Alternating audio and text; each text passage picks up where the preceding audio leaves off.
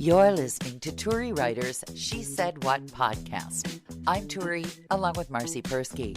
The new year is off to a blizzardy start, and in this installment, Marcy is snowed in, frozen in, and watching way too much reality TV. Ugh, I'm freezing. You are? Yes. It's toasty -6 out there, you mentioned? Yeah, and none of the space heaters in the back of the house are functional. So there's a magic so touch to it. My elder is home in the cold part of the house, and he accused me of giving him a faulty space heater, and I went in and moved it around, and it worked just fine. And then he said it had stopped working, but he didn't want me to come up there and do anything about it because he knew that the minute I touched it, it would start working again, and he would look like an idiot. Yeah, see, I don't have that magic touch. So if you'd like to come over, there's one in my bathroom, and there's nothing like sitting on a cold turlet. Then there's one in here in the studio that is just sitting there. And then there's I can't even talk because my mouth is cold. The pellet stove in the living room, there's fire. I see fire. I could open it up and roast a marshmallow, but it is almost 60 degrees, almost 60 degrees in there. Isn't there supposed to be like a little fan or something that blows the warm air out? The fan is on strike. Oh. I have lots of layers on today. Life on the mountain. So, of course, my instinct whenever any of these things doesn't work in our house is just to assume it's full of pet hair, which 9 times out of 10 is the problem. Well, Frankie showed me, we know that there's something wrong with the pellet stove, which is our main source of heat. And he showed me how to do it, but I don't want to tell him that I already forgot because he just showed me like the day before yesterday. So here I was this morning taking it all, trying to take it apart without burning myself. Yeah. And without using my right hand, which I just found out isn't supposed to lift anything like a gallon of milk. Oh, dear. Is really bad. Oh, dear. And of course, I bought a gallon of milk at the grocery store yesterday, and that's how I found out. Because they apparently told Frankie, but didn't tell me. So they probably told you, but you were completely out of it. Well, I'm sure. Okay, again, what I have to say, like a broken record, why not Post-it notes? What is it with you that you don't? I mean, nobody listens to me. I have the perfect recipe for remembering all of this crap. It's Post-it notes. Post-it notes. It would take a huge Post-it note. Okay. It would take a Post-it note like those things those big poster boards that you used when you were a kid in school. Like a science project. First you open this door, then you open this flap, and then you've got to grab this tool, and then you got to clean out this hole. Anything with a hole that needs cleaning out, I usually stay away from. Yeah. Yeah. So yes, I have many layers of clothes on. And I'm taking everything. I just ate lunch, and I took my lunch out of the refrigerator 2 hours before I ate it to make sure that it wasn't cold, just because I didn't want it.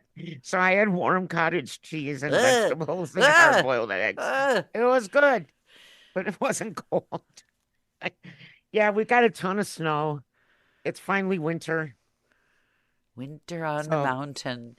The kids asked me, the kids are home, the big and small cutie, and they said, describe again where Marcy lives. And I said, how many ways can I say middle of nowhere? Middle of effing nowhere? Middle of GD nowhere? Absolute middle of nowhere? What more do you, high up in middle of nowhere? If she were hanging out of an airplane, she couldn't be more high up and in the middle of nowhere.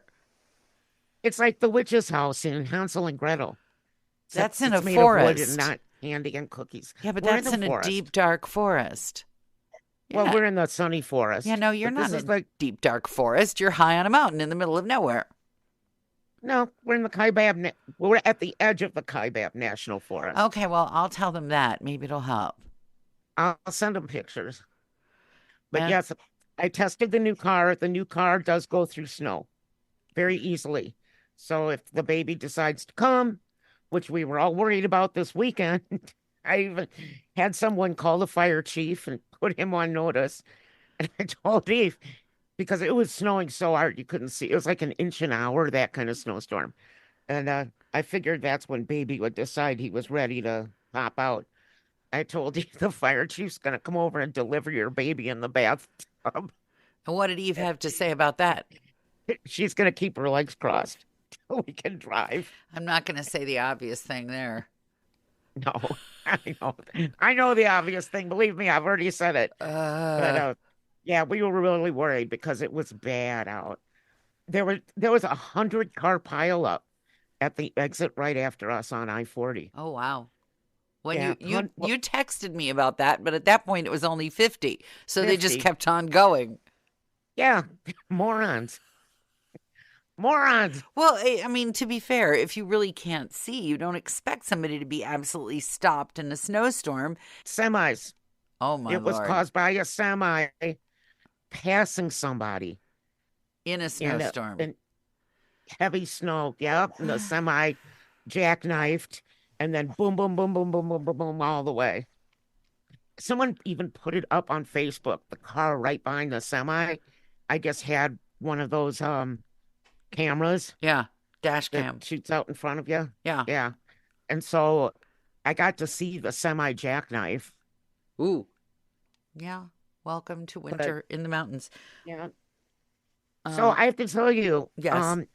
When you called me yesterday, and we were in the snowstorm in the throes, and I was sitting on my couch eating blueberries and watching this murder show about this family whose last name was Ryder. Ooh. And yeah, it was the mom did it, of course. Yeah, I would on, for sure. Yeah. yeah, it was on that channel. It's all about how to kill your husband. But yes, I was laughing my butt off, and I watched the whole thing only because it was Ryder. Because lately I've been just addicted to that stupid house hunting show on HGTV. But you hate those people. You hate the house hunting people. That's why I watch it. And it drives Frankie nuts because he hates them even more than I do. Okay, what do you specifically hate about the house hunting show people? They're just, they're entitled. Like, everybody has to have a white kitchen. They're all complaining. All you do is paint it white. Why can't you use a paintbrush? I don't understand. And I don't understand who wants a white kitchen anyway. White shows up dirt. Yeah, don't get me started on the white kitchen. I have my own white kitchen saga. But I learned a valuable lesson thanks to the white kitchen, which I will share with you now. Okay. Never look at the real estate listing for your old house. Never. That's a rule. If you owned a house a few years ago, don't Google it and see what the people after the people who bought it did to it, or even the people who bought it from you who swore they loved it. We had a kitchen. It was my big luxury. It was built by this craftsman who builds furniture, and he built the cabinets out of bird's eye maple.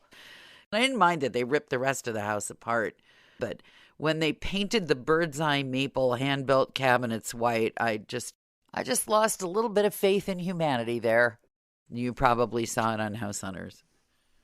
Well, can you tell me too, why does the size of your bedroom matter? I mean, we don't hang out in our bedroom. We sleep in our bedroom. Well, it's a faux reality TV show, so they have to complain about something.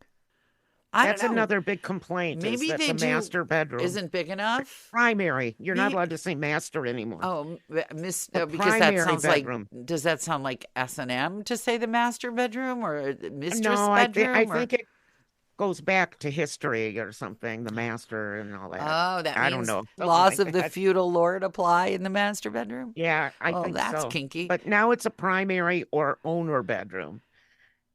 Well, so owner bedroom is just as bad. I own everybody here. Well, I do. The rest of you have to do whatever I say. Well, if calling it the owner bedroom gives you some kind of special rights and privileges, I'm changing the name of every room in my house. But, I mean, we only sleep in our bedroom. We might watch. Frankie has to have the TV on to go to sleep. You don't know about the new fashion of like lawn bowling in your bedroom? You haven't heard of that? Yeah. Who hangs out in their bedroom? People who are training their dogs on agility training in their bedroom. You don't know about this? Actually, I've got a dog sleeping in my bedroom right now on his bed. Well, maybe they just are tired of tripping over their dogs. Hula hoop classes in your master bedroom. Hot yoga in your master bedroom. I have a cat sleeping in a basket in the primary bedroom. The primary bedroom. I'm trying to think what else would be important to do in your master bedroom. Hide from children was mostly what we did in our master bedroom. We hid in there. We just hid. You hid in there? Hid. I hid. Your parents didn't care? No, when we had our when own. You were a child. No, when we were the masters or the primaries or whatever it is we're supposed to be. Yes.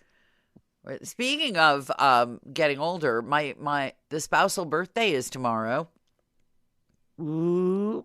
Yeah. So I went to the dollar store and I actually bought a card this year. The dollar store. And the dollar store has gotten more expensive. It used to be 3 cards for $1. And then it was 3 cards for $1.25.